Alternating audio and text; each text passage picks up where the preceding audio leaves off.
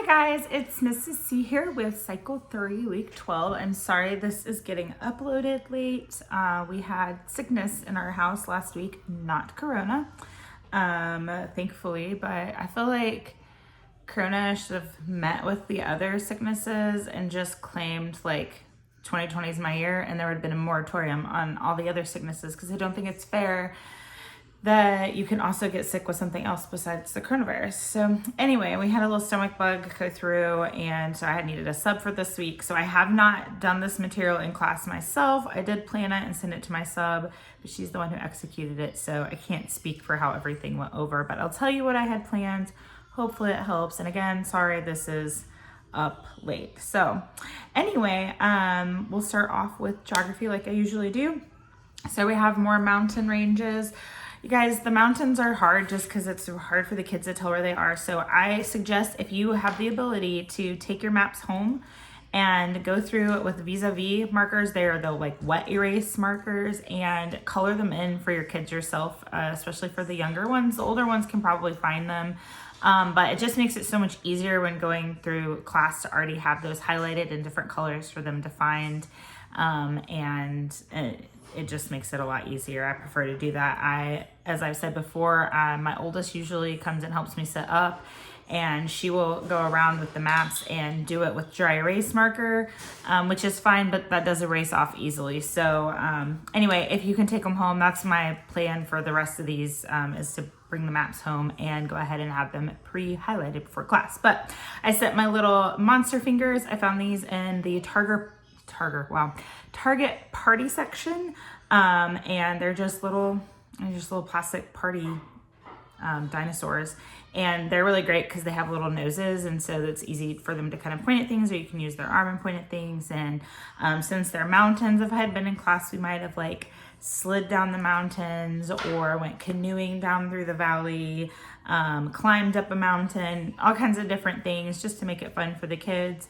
But again, with geography, it's just pointing, saying, repeating, asking if they can find the particular one. So it doesn't have to be complicated. But again, I would suggest if you have the time to highlight it beforehand. So then going on to timeline.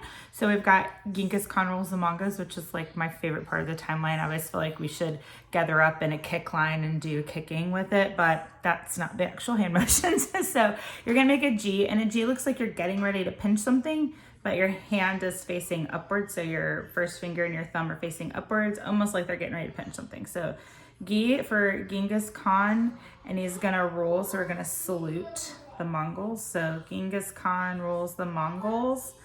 And then we have England's Magna Carta. So for England, we're going to do this sign several times throughout. So you're going to have a flat hand, your flat left hand, your right hand's going to come over and grab it, and you're going to kind of shake. I don't know why that's England, but that's England. So England's Magna, we've done this sign before for great. So Magna means great. So great, England's Magna. And then we do this for law when we're talking about the Old Testament and the previous, but we're going to change it to a C for Carta or Charter. Carta means charter, so you're going to take a flat left hand and make a C with your right hand and just kind of go like this. So England's Magna Carta. And then we have the Ottoman Empire. So we're going to make an O, it's kind of like this with our hand, and we're just going to kind of trace the outline of Turkey. It's kind of like has that little peninsula that comes off there, and you just kind of go around like you're tracing Turkey. So that's the Ottoman Empire. Marco Polo is really fun. Marco Polo. And then we have Journey to China, and our symbol for China, we're gonna point to left shoulder, right shoulder, and then down to your right hip. And these are the buttons that they have on their traditional garb. So you have left, right, down to your right hip. So Marco Polo's Journey to China. And then we have the 100 Years' War. We've done this before when we've done our different times in our timeline. So we're gonna put 1 and C for 100, that's the Roman numeral for 100. So 1C, war, and then Black Death. The kids always love this one. You're gonna put both your hands up like you're choking yourself, and you Black Death, and they always go when they do it. So then we have the Renaissance, and the Renaissance was a rebirth. So you're gonna put your hand, sorry, you can't see me very well. put your hand on your stomach, bring it up, and place it on top of your other hand. So 100 years war, 100 years war. The Renaissance for rebirth. And then China, again, we're gonna point shoulder, shoulder, hip. Ming Dynasty, and this is when they built a lot of the Great Wall. So we're gonna kind of place one hand on top, and we'll do this sign a few other times, like through the Reconstruction period. I think we do that. So, so again, China's Ming Dynasty we're gonna build. And that is timeline. I'm sorry that I'm squinting. My front window has a lot of sun coming in, and I have a white table, and it is reflecting so bad. So I apologize if I look like I'm staring into the sun, because I kind of am.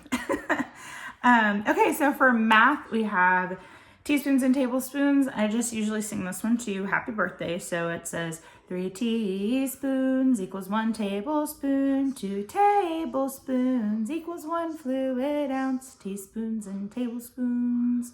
That's usually what I sing. I saw a really cute idea someone shared on the tutor page, and where you make a 3 like this.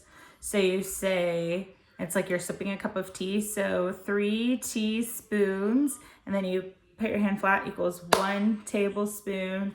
2 tablespoons equals 1 fluid ounce. So I thought that was really a cute idea if you would like to do something that's not a song. So that's teaspoons and tablespoons. For science, we have hand motions for blood. So we've got transportation, like you're driving a car. Protection, you can hold a shield up in your sword. Communication, you've got your phone. And then regulation, I believe last cycle it was temperature regulation. So I had done my hand like this, like we were hot and regulated temperature, but it's just regulation. So I drew a clipboard with check marks on it, so you can pretend like you're checking the regulations, make sure that everything's up to regulation. So that was science. For English, again, since I had a sub, I didn't want to do anything too crazy, so I just suggested that she do Duck Duck Goose again, because it's to sit, and you sit in Duck Duck Goose, so that works. If you haven't watched before and you don't know what I mean by Duck Duck Goose, basically what I do is have the kids sit in a circle, and instead of saying duck, duck, duck, duck, goose, we chant the different tenses of the verb. So they would say to sit, sit, sit, sat, sitting, sit, and whoever the last one is on the last tense gets up, runs around. Nobody gets out. It's just run around. The person who is tapping sits in their seat, and then the person who got tapped at the end, it's their turn. And we just go, and pretty much everybody gets one turn doing it. So that's what I suggested to do. For English, you could also have them exercise and see if they can do a wall sit while you guys say it 7 times. Or see if they can do, I don't know, squat, sit in their chair, on the edge of their chair, have them sit lower and lower and lower every time. You can do all kinds of stuff. The verbs are fun because they're action words. So for Latin, I'll be using the King Things song. I have it pretty much memorized. I got to work on the end a little bit. And hopefully I won't sing the slight changes. They've been really throwing me. I didn't realize that they were stuck in my brain as much as they were, but I'm getting there. So I'll be singing that, but there are hand motions to that if you would like to do those. Another thing I like to do is when I'm doing my board, I color coordinate the words. So my board had, in and N were both in red, and there's no articles in Latin, as we've learned with our Latin rules. So all of the articles I do in black, just to kind of point out that there isn't a translation for that in Latin. Principio was in blue, and beginning was in blue on my board. So that's just an idea to help kids visually see where those words are lining up. Sometimes they're going to line up right along like this first sentence does, but sometimes they're going to be in really different spots because of how Latin sentence structure works. So this is the sign for N. So if you can do N and then beginning, we just kind of like take our hand and go like we're all the way at the beginning, and then was is like a time before. So in the beginning was the word, and you're gonna do this for word. Actually, no, that's water. This is word. Okay, so in the beginning was the word. So that's what we're doing. If you want to do hand motions, you can do those. If you want to sing it, you can do that. If you want to just have them point to the different words, Latin is easy in the way that there's like the song and everything, but it is kind of hard to coming up with something new every week to match. That's where I have my voice sticks out, but voice sticks are also really good to use for this when there isn't anything super obvious to do. The voice sticks work really well. So for history, I, again, didn't do it this time. I suggested erasing some of the words up off the board and see if they can replace them.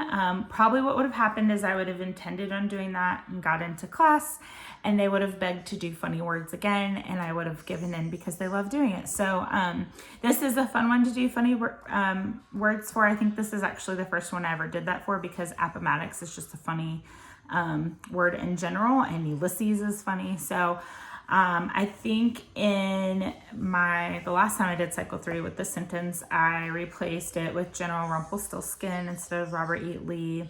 And I left Appomattox because it was funny, and I think the last time they thought that wasn't a real word, but it is a real word. So you can do funny words. You can just erase them, have them read through it or sing through the sentence and erase some of the words and see if they can remember the words that are erased. So anyway, that was everything for this week. My tutor, my sub was amazing. They put their bodies together. So you guys will probably be doing that. And we actually finished up our 6 weeks of art. I sent her the inside the lines lesson for week 6, which is a picture of the White House with mirror image, abstract, perspective. It has all the things. You can find those lessons at InsideTheLinesLessons.com. And she has amazing lessons. She's got the Great Artist coming up, so I plan on checking those out over break. And I just love her perspective and the way she talks you through everything. So anyway, I hope you guys have had a good week. Again, I apologize that this is up late, but hope you all are staying healthy and well and have an awesome break. And I will see you back for week 13 next year.